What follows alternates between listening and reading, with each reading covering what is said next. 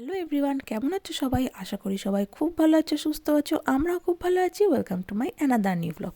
আজকে হচ্ছে মঙ্গলবার, আর আজকেই আমাদের গাড়িটা রান্টু নিয়ে আসতে যাবে।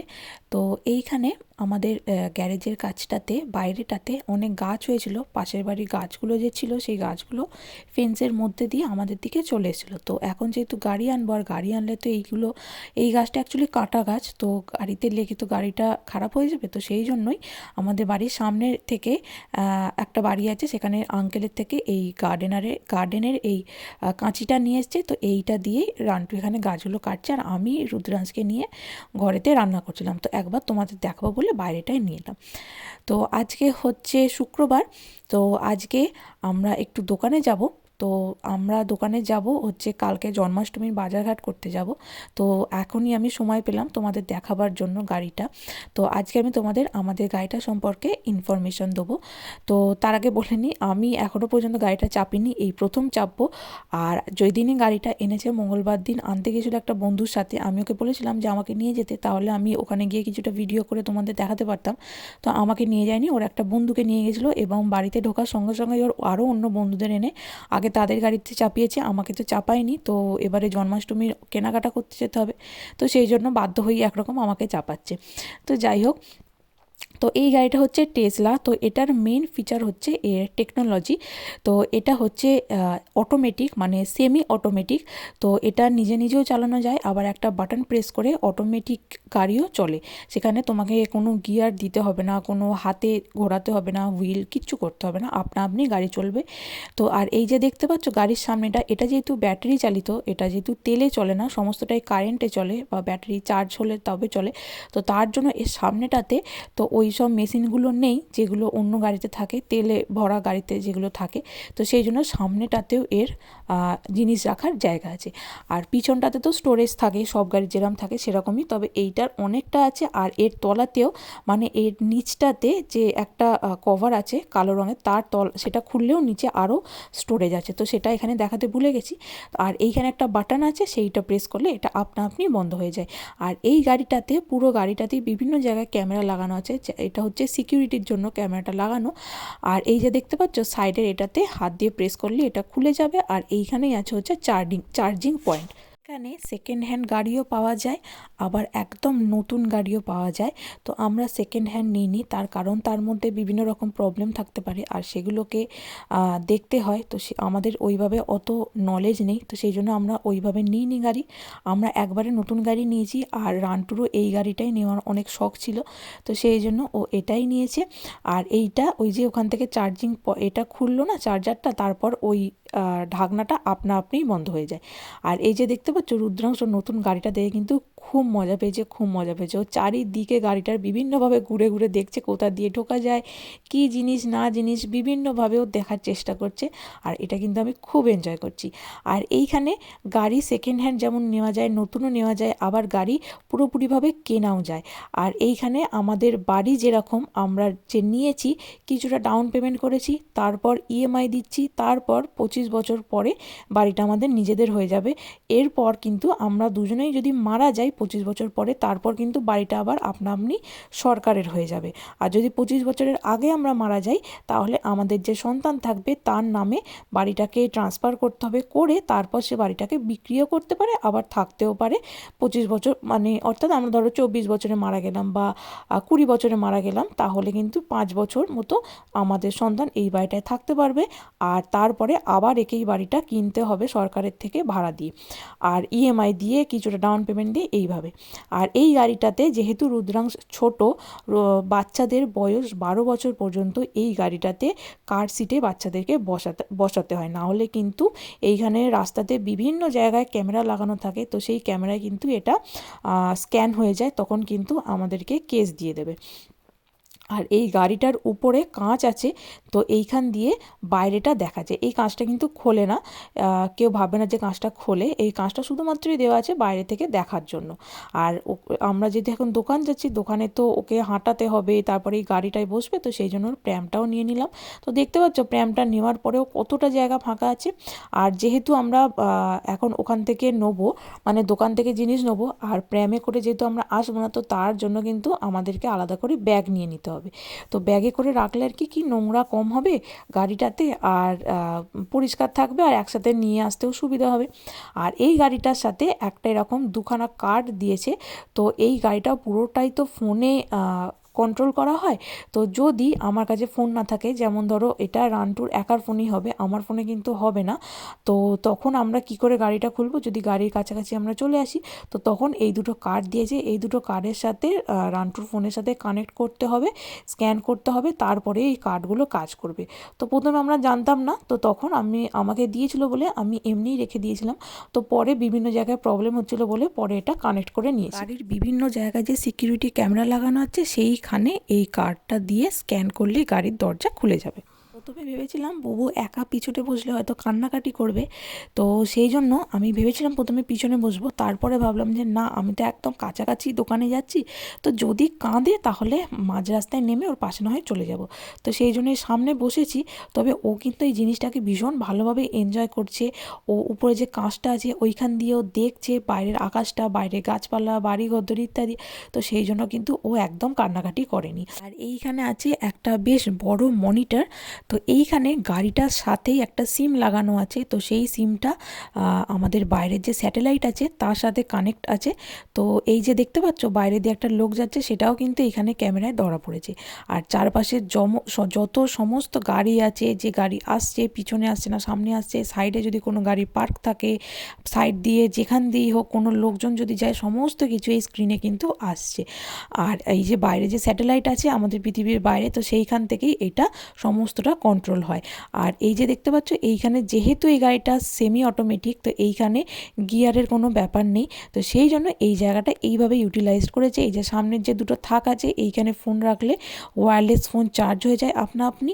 আর এইখানে নিচে আছে ওই কোল্ড ড্রিঙ্কস বা বোতল রাখার জায়গা, আর জিনিস রাখার জায়গাও আছে। আর সামনের যে জায়গাটা খুব আছে, যেখানটা সমস্ত গাড়িতেই থাকে, খোলা যায়, তো সেটাও ফোনের সাথে কানেক্ট করে খুলতে হবে। তো হাত দিয়ে খুললে খোলা যাচ্ছে না ওটা। আর এইখানে হাত রাখার একটা জায়গা আছে, এখানটাও কিন্তু টানলে খোলা যায়, এবং এইখানটাও কিন্তু অনেকটা স্পেস আছে। আর সামনেতে এইখানে আমাদের অন্য যে কোনো গাড়িতে ফোনের গুগল ম্যাপ দেখে আমাদের যাতায়াত করতে হয় বা এতদিন করতে হতো, কিন্তু এই গাড়িটাতে কিন্তু আপনি এই যে মনিটর আছে সেইখানেই যে জায়গার ঠিকানাটা দিয়ে দেবে, তাহলেই কিন্তু সেই অনুযায়ী গাড়ি চলে যাবে। এবং এখানে ন্যাভিগেশনে দিয়ে দেয়, মানে গুগলের যে এআই কথা বলে, সেই কথার মাধ্যমে সে বলে দেয় ডান দিকে যেতে হবে না বাঁ দিকে যেতে হবে। কেউ যদি গাড়ি চালানো না জানে, কেউ যদি অন্ধ হয়, সে পর্যন্তও বুঝতে পারবে কোন দিকে গাড়ি নিয়ে যেতে হবে, না নিয়ে যেতে হবে, কী করতে হবে না করতে হবে। আর যেহেতু এটা সেমি অটোমেটিক, সেই জন্য হাইওয়েতে উঠে গেলে এটার ওই যে বাটনটা আছে সেইটা প্রেস করে দিলে এটা আপনা আপনি যাবে। সামনে কোনো লোক চলে আসলে বা গাড়ি চলে আসলে এই গাড়ি আপনা আপনি ব্রেক দিয়ে বন্ধ হয়ে যাবে, সমস্ত কিছু আপনা আপনি করবে। শুধুমাত্র সিগনালে এই গাড়ি কাজ করে না, সিগনালেও এই গাড়ি চলে যাবে, সিগনাল দেখে কিন্তু আপনাকে থামতে হবে। এখন আমরা যেখান দিয়ে যাচ্ছি সেই দিকে দেখো, ডান দিকে বাঁ দিকে অনেক লাইন দিয়ে গাড়ি দাঁড়িয়ে আছে। তো এইগুলোই হচ্ছে গাড়ির দোকান। এইখান থেকেই সেকেন্ড হ্যান্ড গাড়ি বা একদম নিউ মডেলের গাড়ি কেনা যায়। তো এই গাড়িটা কিনতে আমাদেরকে 5000 পাউন্ড, মানে প্রায় ওই 5 লাখ টাকার মতো ডাউন পেমেন্ট করতে হয়েছে। আর এইটা আমাদের 4 বছরের জন্য আমরা নিয়েছি। তো এইটা ইএমআই দিতে হবে 300 পাউন্ড করে। আর এইটা 4 বছরের জায়গায় 2 বছরও নিতে পারো, 3 বছরও নিতে পারো। তো সেই অনুযায়ী ইএমআইটা বাড়বে এবং কমবে। তো 4 বছর পরে এই গাড়িটা আমরা নিজেরাও কিনে নিতে পারি, আবার এখনও আমরা গাড়িটা নিজেরা কিনে নিতে পারি। তো একবারে পুরোপুরি কিনতে গেলে টাকা লাগবে হচ্ছে 36,000 পাউন্ড, বা আমাদের ভারতীয় মুদ্রায় 36 লাখ টাকা। 4 বছর পরে এই গাড়িটা আমরা যেখান থেকে কিনেছি সেখানে আবার দিয়ে দিতে হবে। তো সেখান থেকে আবার আমরা গাড়িটা রিনিউ করতে পারি 2 বছর, 3 বছর বা 4 বছর, যত দিনের জন্য ইচ্ছা। আবার এই গাড়িটা দিয়ে অন্য গাড়িও আমরা নিতে পারি। তো এখন আমাদের কেনার এই মুহূর্তে ইচ্ছা নেই। তো 4 বছর পরে আমরা ভেবেছি এই গাড়িটাই কিনে নেবো। তার কারণ এই গাড়িটার টেকনোলজি এত ভালো আর এত উন্নত, এই গাড়ি যদি কেউ একবার চালাতে শুরু করে তারপর কিন্তু আর সে অন্য কোনো গাড়ি চালাতে ইচ্ছে করবে না। আর এখন এখন আমি এখনও পর্যন্ত যতটুকু জানি এইখানে লিডিলেই হচ্ছে সবচেয়ে সস্তায় সবচেয়ে ভালো ফুল পাওয়া যায়।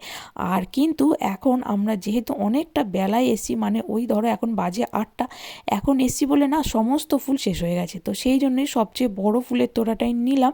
তবে আমার এই বড় ফুলই নেওয়ার ইচ্ছা ছিল, তার কারণ কালকে জন্মাষ্টমীতে আমার মালা করে ঠাকুরকে দেওয়ার ইচ্ছা আছে, সেই জন্য। এইখানে যে সানগার্ডটা আছে সেটা নামালে এইখানে যে মেকআপের জায়গাটা আছে এইখানটা আবার খুললে আলো জ্বলে। আজকে হচ্ছে শনিবার, তো কালকে রাতে এসেই আমি সমস্ত ফুলগুলোকে কেটে, আর এর সাথে ফ্লাওয়ার ফুড দেয় অর্থাৎ ফুলের খাবার দেয়, তো সেইটা একটা বড় বক্সে দিয়ে তাতে জল দিয়ে এই ফুলগুলো ভালো করে চারিয়ে রেখে দিয়েছি। তো আমার আগে একটা ফ্লাওয়ার বাস আছে, তো সেটাতে অলরেডি ফুল আছে, আর ওইটুকু ফ্লাওয়ার বাসে কিন্তু এত ফুল ধরবে না, তো সেই জন্য ওই যেটাতে ডাল ইত্যাদি রাখি সেই রকমই একটা বক্স ছিল, তো সেইটাতেই ভীষণ সুন্দর করে এগুলো ছড়িয়ে রেখে দিয়েছি। এখন সকালবেলা রুদ্রাংশকে নিয়ে, ওর বাবা তো স্কুলে যাবে, আর স্কুলে চলে গেলেই খুব ভালো হয়, তাহলে আমি শান্তিতে কাজ করতে পারবো, কারণ আজকে অনেক কাজ আছে।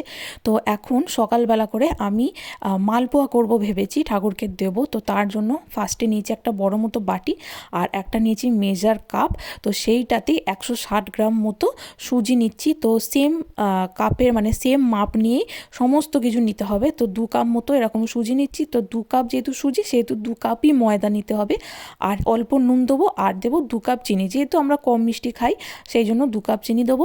আর হচ্ছে যদি তোমরা পরে সিরাপে মেশাতে চাও চিনির সিরাপে, তাহলে কিন্তু এখন চিনি দেবে না, তোমরা যখন সিরাপ বানাবে সেটাতেই 2 কাপ মতো চিনি দিয়ে দিও। আর এই যে ময়দা দিলাম, আর এইটা যেহেতু ওই 6 ঘন্টার মতো মোটামুটি গুলিয়ে রাখলে খুব ভালো হয়, তো আমি সেই জন্য কী করছি সকালবেলা ভিজিয়ে দেবো, আর তারপরে একটু বেলা হলে এটা করতে শুরু করব। আর তারপরে এটা ভিজিয়ে রেখে দিয়ে তারপর ওদিকে আমি দুপুরের রান্নাবান্নাগুলোও করে নেব। মালপোয়াতে এই যে ব্যাটারটা হয় এটার থিকনেসটাই কিন্তু আসল, তো সেই জন্য আমি এখানে 3 কাপ মতো দুধ দিয়ে দেব, দিয়ে এটাকে একবারে দিলে হবে না, এটাকে আস্তে আস্তে দিতে হবে দুধটা, আর আস্তে আস্তে এটাকে মেশাতে হবে। তো এই দেখো এই রকম থিকনেস এটা থাকবে। আর এরপর আমি একটা শুকনো খোলায় একটু মৌরি ভেজে নিচ্ছি, আর এইখানে আমি একটুখানি ঘি দিয়ে দিলাম ব্যাটারে যাতে ভালো গন্ধ আসে। আর এই মৌরিটা একটুখানি হালকা করে ভেজে নিয়ে গুঁড়ো করে নিয়েছি হামানদিস্তায়। আর এইখানে দেখো আমি সমস্ত ফুলগুলোকে সুন্দর করে সাজিয়ে লাইন দিয়ে রেখেছি, তো তারপরে সেগুলো দিয়েই আমি মালা করে নিয়েছি। তো এখানে অনেকগুলো ফুল ছিল, তো সেখান থেকে আমি 2খানা মালা করেছি, আর যে অনেক বড় যে সূর্যমুখীটা ছিল সেইটা ঠাকুরের চরণে দিয়েছি। আর এইখানে সমস্ত ফুল দিয়ে যে বড় যে মালাটা হয়েছে সেই মালাটা সমস্ত সিংহাসনটা জুড়ে দিয়েছি, আর যে ছোট মালাটা হয়েছে সেইটা কি করেছি আমি নারায়ণের গলায় দিয়েছি। কি সুন্দর লাগছে দেখো, আজকে সকালবেলায় সমস্ত সিংহাসন ঠাকুরগুলোকে সমস্ত কিছু পরিষ্কার করেছি, তো সেই জন্য যেন আরও চকচক করছে। তো চলো এখানটা সাজানো তো হয়ে গেছে, এবার মালপোয়াটাও ঝটপট করে ফেলি। এরপর আমি ছোট কড়াইটাতে বেশ অনেকটা তেল দিয়ে দেবো, দিয়ে এরপর কয়েক ফোঁটা দিয়ে আমি দেখব যে তেলটা ঠিকঠাক গরম হয়েছে কি না। চলো এবার হয়ে গেছে, এইবার আমি 1 হাতা করে ব্যাটার দিচ্ছি। তো আমার মনে হলো এই প্রথম যে ব্যাটারটা দিলাম 1 হাতা, সেটা মনে হলো যেন অনেকটা বেশি হয়ে গেছে, তো পরের বার থেকে একটু কম করে দিতে হবে। আর এরপর এই তেলটা কি করতে হবে আস্তে আস্তে সাইড দিয়ে মালপোয়ার উপর তুলে দিতে হবে, তাহলেই কিন্তু এটা লুচির মতো ফুলতে শুরু করবে। দেখো প্রথমটা আমার হয়ে গেছে, আর কি সুন্দর লুচির মতো ফুলেছে দেখো, আর রঙটাও কিন্তু খুব ভালো এসছে। আর যেহেতু একটা একটা করে করতে হচ্ছে সেই জন্য কিন্তু অনেকটা টাইম লাগছে, তবে রুদ্রাংশকে নিয়ে ওর বাবা যেহেতু স্কুলে গেছে সেই জন্য শান্তিতে আমি করতে পারছি। আমার বাবার বাড়িতে অর্থাৎ নৈটিতে আমাদের যে রাধাকৃষ্ণের মন্দিরটা আছে সেটা প্রায় 150 বছরের কাছাকাছি। তো এই মন্দিরে আমাদের কিন্তু বহু বছর ধরেই জন্মাষ্টমী পালন হয়, তো সেইখানে কিন্তু তালের অনেক রকমের পিঠে হতো, তো ছোট থেকেই আমি সেই সব দেখে অভ্যস্ত, তো সেই জন্য এখানে এসে আমি এই দিনটা ভীষণ মিস করি। আর আমি কিন্তু তালের পিঠে খুব ভালো বানাতে পারি, আমি এখানেও কিন্তু তাল খুঁজেছিলাম কিন্তু পাইনি, তো সেই জন্য মালপোয়ার খোলাচে করে দিয়েছি, আর তার সাথে দিয়েছি একটু ফল। আর এইখানে আমি একটু সিঁদুর আর হলুদ নিয়েছি, সেটা একটু গঙ্গা জল দিয়ে আমি গুলে নিয়ে আজকেই আমাদের গাড়িটা আমি পুজো করব, তো এইখানে এসছি আমি স্বস্তিক চিহ্ন এঁকে নিচ্ছি। আর এইখানে আমি যে সিংহাসনটা জুড়ে যে বড় মালাটা করেছিলাম বলেছিলাম সেই মালাটাই এনেছি গাড়ি পুজো করার জন্য। চলো এবার সমস্ত পুজো টুজো হয়ে গেছে। এইবার আমি যে প্রসাদ করেছিলাম সেগুলো সমস্ত কিছু আলাদা আলাদা বক্সে ভরেছি। তো আজকে মালপোয়াটা আরও বেশি করে করেছি, তার কারণ সোয়াতিকে তো তোমরা জানোই ও প্রেগনেন্ট, তো ওর মালপোয়া খাওয়ার খুব ইচ্ছে হয়েছিল, তো সেই জন্যই ওরটা বেশি দিয়েছি আর বাকি প্রতিবেশীদের অল্প অল্প করে দিয়েছি। তো এইগুলোই রান্টু সবার বাড়ি দিয়ে আসবে। তো চলো তাহলে আজকে ব্লগটা আমি এখানেই শেষ করছি। আবার একদিন দেখা হবে অন্য একটি ব্লগে। তোমরা সবাই ভালো থাকবে, সুস্থ থাকবে। আর আমার ব্লগগুলো যদি ভালো লেগে থাকে তাহলে অবশ্যই লাইক, কমেন্ট ও শেয়ার করে আমার পাশে থেকে আমায় মোটিভেট করো। আজকের মতো বাই বাই।